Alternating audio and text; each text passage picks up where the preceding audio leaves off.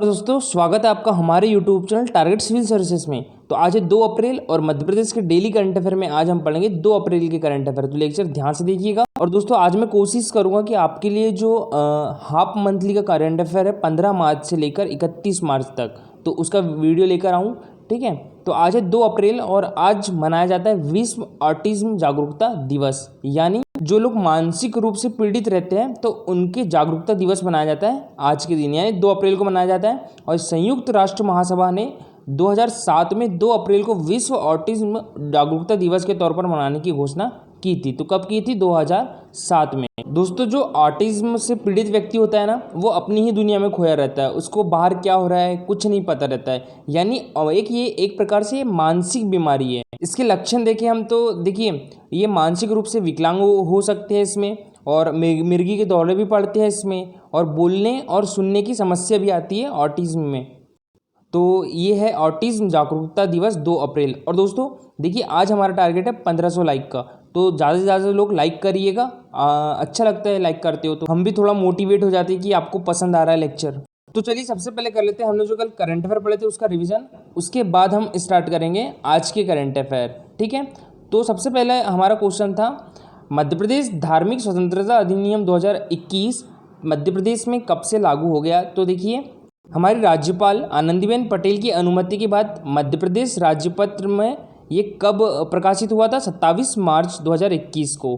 ठीक है, 27 मार्च 2021 याद रखिएगा डेट। और देखिए, ये धार्मिक स्वतंत्रता अधिनियम 2021 विधानसभा से कब पारित हुआ था? तो ये डेट याद रखिएगा, मोस्ट इंपॉर्टेंट है, 8 मार्च को पारित हुआ था विधानसभा से। ठीक है, नेक्स्ट क्वेश्चन हमने देखा था, गांधी मेडिकल कॉलेज के नए डीएन यानी चेयरमैन कौन होंगे? तो ये होगी जतिन शुक्ला। और बात करें यहाँ पर ये किसकी जगह ले गए? तो डॉक्टर अरुणा कुमार की जगह ले गए ये। और प्रोफेसर RS वर्मा ये बुंदेलखंड मेडिकल कॉलेज के डीएन है, यानी चेयरमैन है। और बुंदेलखंड मेडिकल कॉलेज ये कहाँ पर है? ये सागर डिस्ट्रिक्ट में है।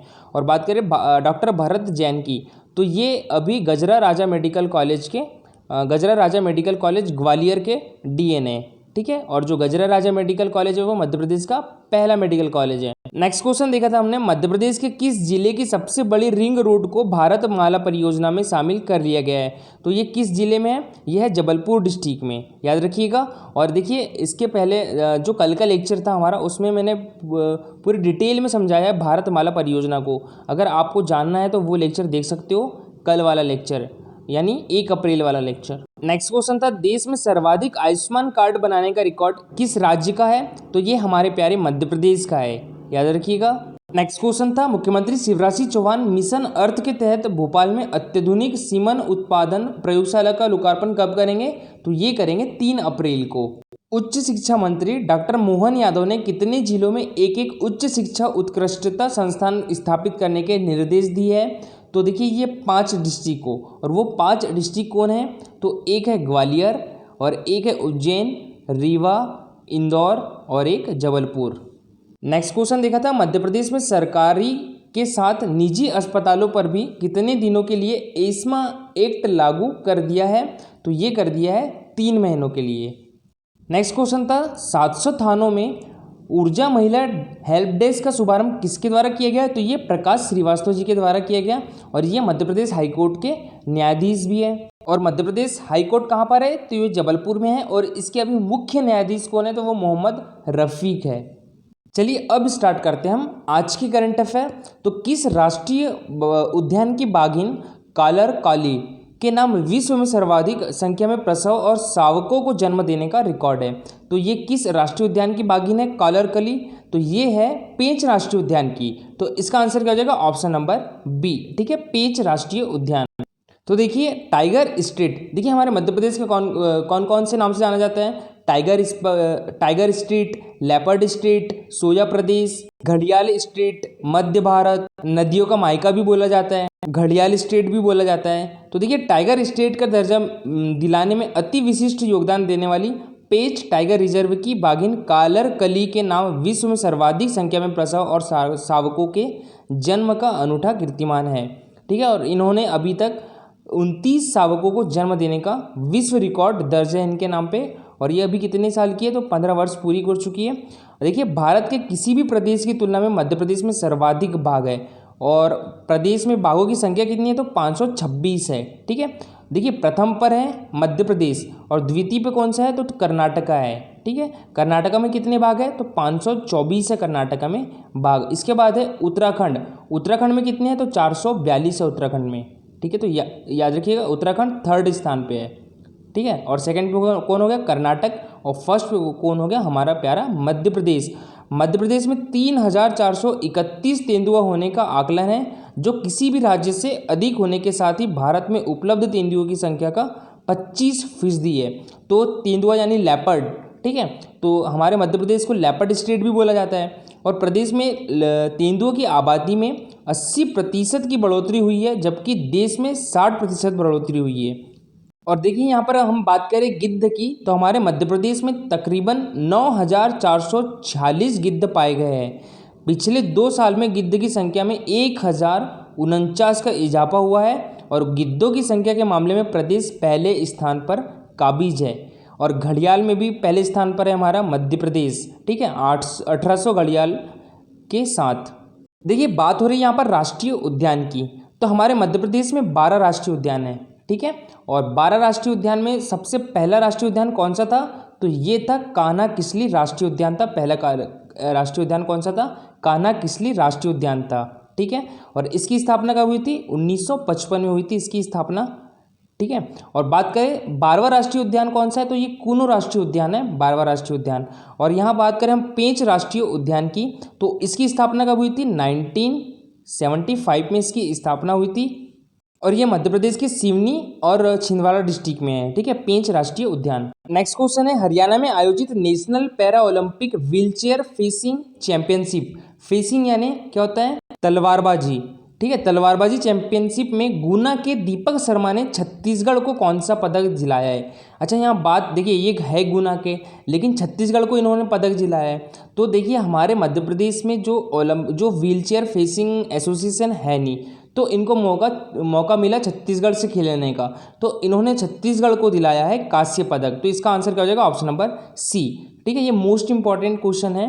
तो ये दीपक शर्मा किस डिस्ट्रिक्ट के है, तो ये गुना डिस्ट्रिक्ट के है। और कहाँ किसको पदक दिलाया है इन्होंने, तो छत्तीसगढ़ को पदक दिलाया है। तो देखिए 26 से 28 मार्च तक 13वीं national para Olympic wheelchair fencing championship 2020-21 का आयोजन हरियाणा स्ट्रीट फेसिंग एसोसिएशन द्वारा करनाल में किया गया था। और छत्तीसगढ़ व्हीलचेयर फेसिंग एसोसिएशन के प्रेसिडेंट DR साहू, सचिव DK साहू एवं कोच विवेक यादव ने दीपक के टैलेंट और हौसले को देखते हुए नेशनल में खेलने के लिए छत्तीसगढ़ की तरफ से अवसर प्रदान किया था। किसको, दीपक को।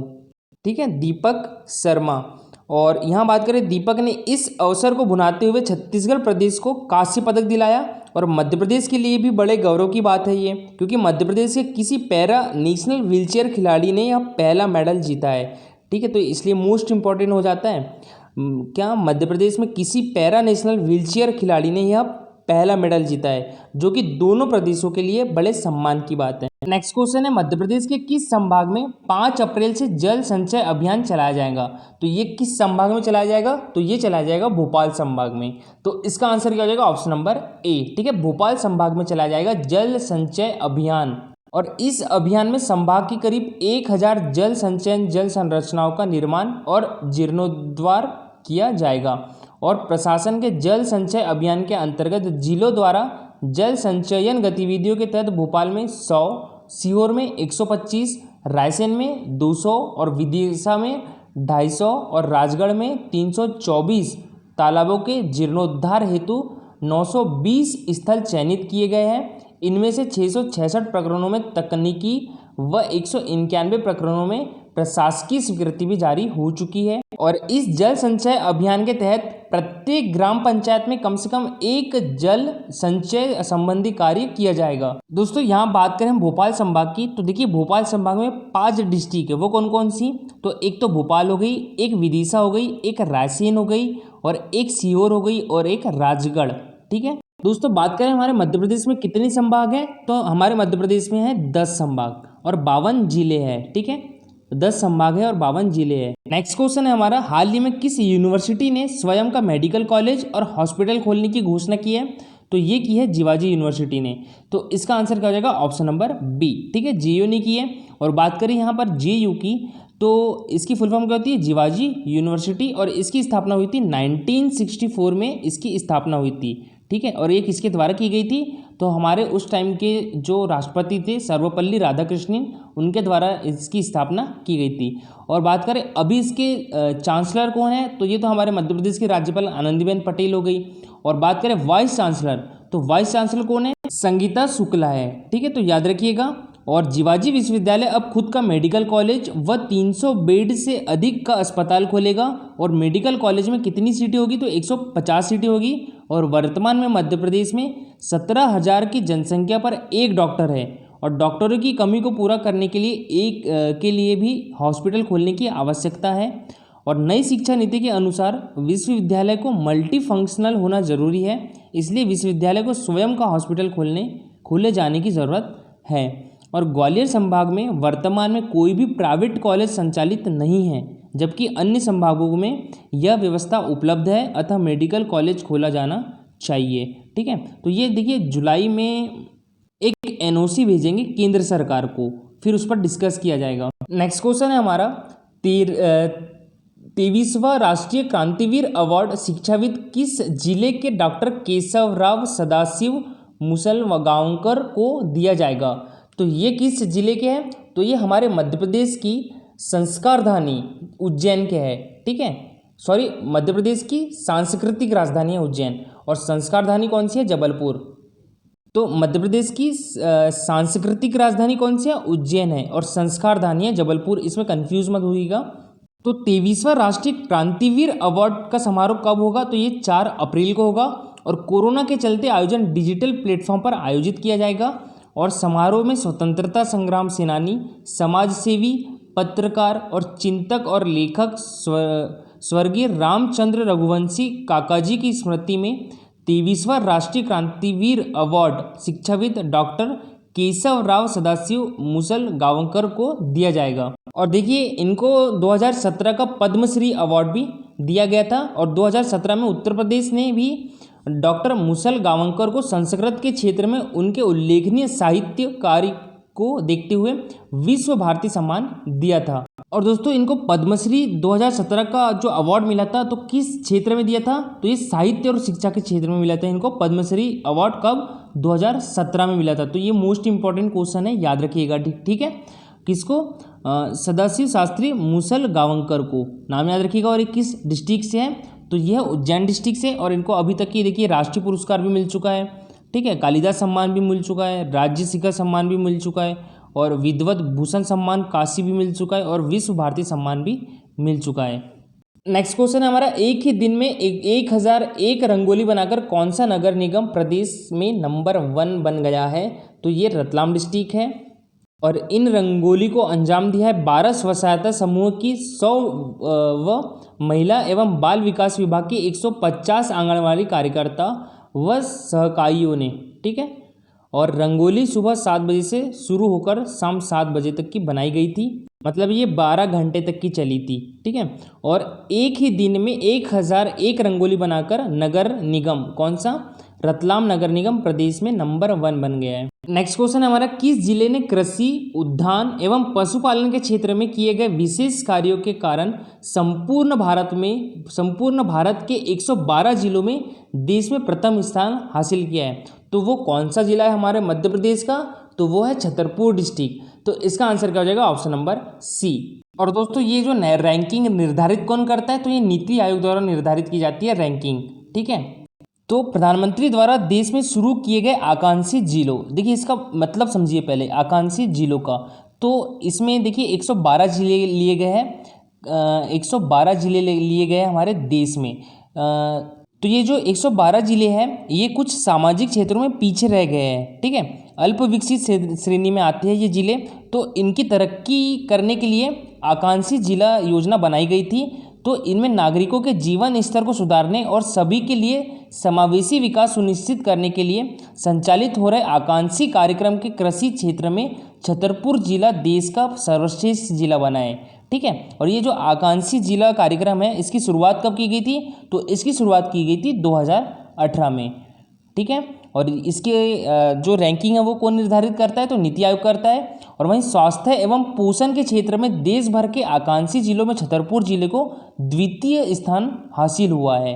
ठीक है, तो ये भी याद रखिएगा। और छतरपुर जिला माह फरवरी 2021 में आकांक्षी कार्यक्रमों के तहत संचालित होने वाले स्वास्थ्य और पोषण और कृषि और वित्तीय समावेशन और कौशल विकास बुनियादी ढांचे के क्रियान्वयन में समग्र रूप से देश भर में चौथे स्थान पर है। ठीक है, किस किस में? स्वास्थ्य और पोषण, कृषि, वित्तीय समावेशन और कौशल विकास में। और देखिए, तो ये आकांक्षी जिला कार्यक्रम है, इसका नीति आयोग द्वारा आंध्र प्रदेश सरकार के साथ, ठीक है, तो ये भी याद रखिएगा, आंध्र प्रदेश सरकार के साथ साझेदारी में जिलों की प्रगति की निगरानी के लिए एक डैशबोर्ड तैयार किया गया है। और इसका उद्देश्य क्या है? तो इन जिलों में विकास के 4 आयाम स्वास्थ्य, पोषण, कृषि और जल संसाधन, वित्तीय समावेशन और कौशल विकास बुनियादी ढांचा बनाया गया है, और जिसके लिए आकांक्षी जिलों में तेजी से विकास के संदर्भ में बदलाव लाना इसका मुख्य उद्देश्य है। अच्छा, मुझे आप एक क्वेश्चन का आंसर बताइए, यहाँ पर नीति आयोग की स्थापना कब की गई थी? ठीक है, और अगर आप चाहो तो नीति आयोग के बारे में पूरी डिटेल में भी लिख सकते हो। तो देखिए, कल का हमारा क्वेश्चन था और यार मैं आज यहाँ पर आंसर ऐड नहीं कर पाया, तो उसके लिए सॉरी। निम्न में से कौन सा जिला महाराष्ट्र और गुजरात दोनों राज्यों के साथ सीमा बनाता है? तो ये कौन सा डिस्ट्रिक्ट है? तो ये है अलीराजपुर। तो इसका आंसर क्या हो जाएगा? Option number B. तो दोस्तों, ये है हमारा प्यारा मध्य प्रदेश। और देखिए, इसके जितने भी ज़िले टच करते हैं दूसरे स्टेट से, तो उसके बारे में प्रॉपर मैंने ट्रिक से वीडियो बनाए हैं, तो आपको देखना है तो आप देख सकते हो। उसकी लिंक मैं अपने डिस्क्रिप्शन बॉक्स में दे दूंगा। ठीक है, तो देखिए, ये है राजस्थान, और ये है गुजरात, और ये है महाराष्ट्र, और ये है छत्तीसगढ़, और ये है उत्तर प्रदेश। यानी हमारे मध्य प्रदेश की 5 राज्यों के साथ सीमा बनाता है। तो इसमें जो अलीराजपुर है वो गुजरात और महाराष्ट्र के साथ सीमा बनाता है, और झाबुआ राजस्थान और गुजरात के साथ सीमा बनाता है, और जो मुरैना है वो राजस्थान और उत्तर प्रदेश के साथ सीमा बनाता है। और यहाँ पर सिंगरौली ये छत्तीसगढ़ और किसके साथ? उत्तर प्रदेश के साथ सीमा बनाता है। और यहाँ पर बालाघाट महाराष्ट्र और छत्तीसगढ़ के साथ सीमा बनाता है। और दोस्तों, इस प्रश्न का आंसर सभी लोगों ने बहुत अच्छा किया था, बहुत अच्छा लगा मुझे आंसर पढ़ के। और आज का हमारा क्वेश्चन है, खजुराहो मध्य प्रदेश के किस जिले में स्थित है? ठीक है, तो ये हमारा क्वेश्चन है। इसका आंसर भी वैसे ही करिएगा सभी लोग, जैसे पिछले क्वेश्चन का आंसर दिया था सब लोगों ने। और दोस्तों, ये हमारा टेलीग्राम चैनल और ये है इंस्टाग्राम चैनल, दोनों की लिंक हमारे वीडियो के डिस्क्रिप्शन बॉक्स में दी हुई है, आप ज्वाइन कर सकते हो।